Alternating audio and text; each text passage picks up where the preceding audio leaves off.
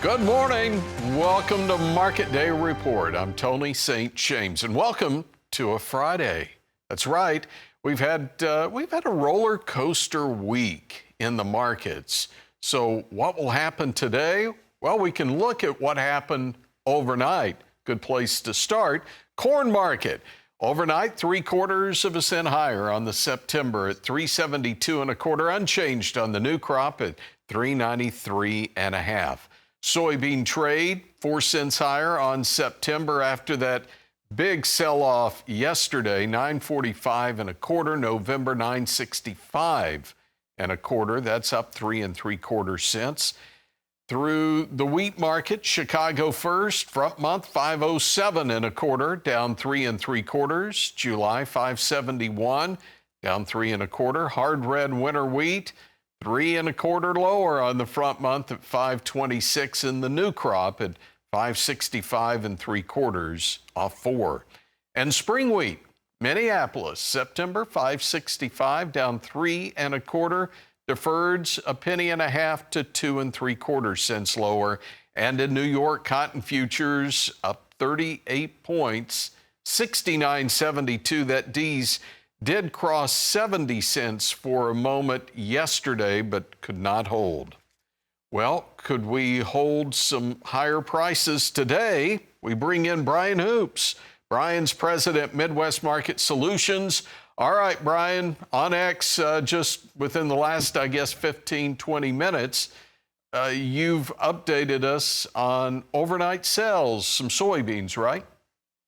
Correct. Good morning, Tony. We saw another private sale announcement this morning, 120,000 beans, this time to an unknown destination, which I think rightfully so that everyone will assume is going to end up being China. So every day this week, we've had a sale of soybeans, and the market has tried to rally off this news. It's found some support off of it.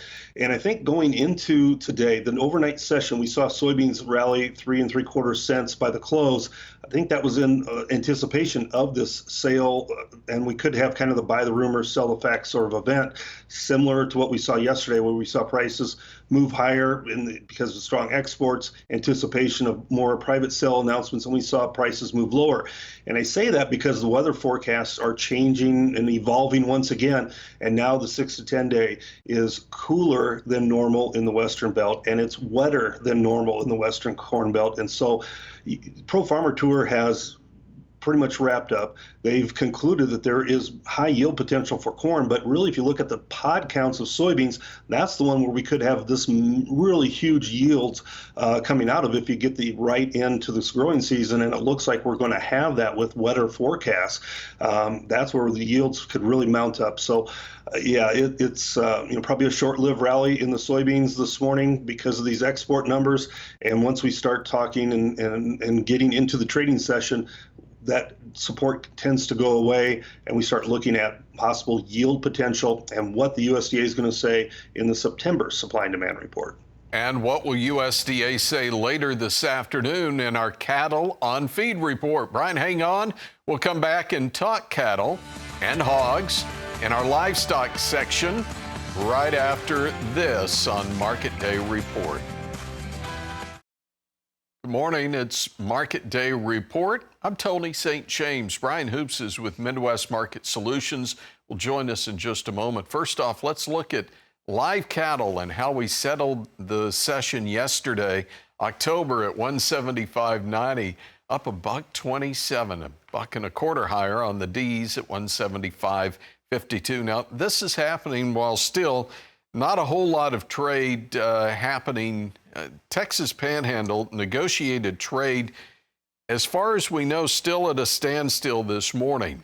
What about feeder cattle? Yesterday, 272 higher on the August at 241.97. September at 238.20 was up 252, and $1.77 higher when you roll out to January at 229.75.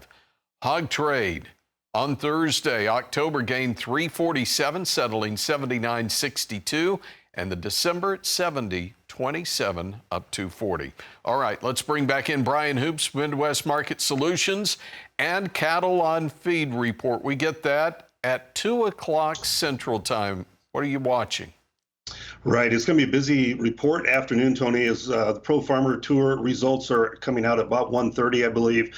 Then 2 o'clock, we have cold storage and the cattle on feed reports. So on feed numbers expect to be a little bit bearish. On feed supplies right in line with last year, 100%.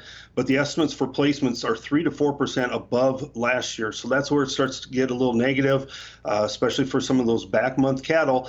And we should have a very strong marketing number because we had 2 extra days last month where we sold cattle. So we expect that to be a pretty high number, but watch the placement number. That's the one that has been bearish the last couple of reports and has caused some movement post the report on Mondays. Other news this week has been fairly favorable, except for the lower cash trade. We have seen an increase in the slaughter pace this week. And when we did that, we usually expect to see cutout values weaken. Well, they've held in there pretty well. And with the lower cash that was traded in higher box beef, packer margins now restored. They're about $28 per head in the black. So that sets us up for next week's cash trade, maybe to be hopefully at least steady, if not higher. So we'll see how this report wants to go, how the market wants to trade. We're still in that process of trying to carve out a bottom. I don't know that we've done that quite yet, but I think we're getting closer as some of these news and fundamental items become more positive. You read my mind. I was thinking about how to ask you about the slaughter numbers. Again, just looking year to date, and we're only 6,000 or so down from where we were last year. So again, great points there. Thanks for taking the time. Brian Hoops is with Midwest Market Solutions, and he'll be the first one we talk to on Monday morning as we unpack that cattle on feed report. Speaking of unpacking, Fed Chair Jerome Powell set to speak in 35 minutes. Jackson Hole, and that's at 9 o'clock. We also get new home sales.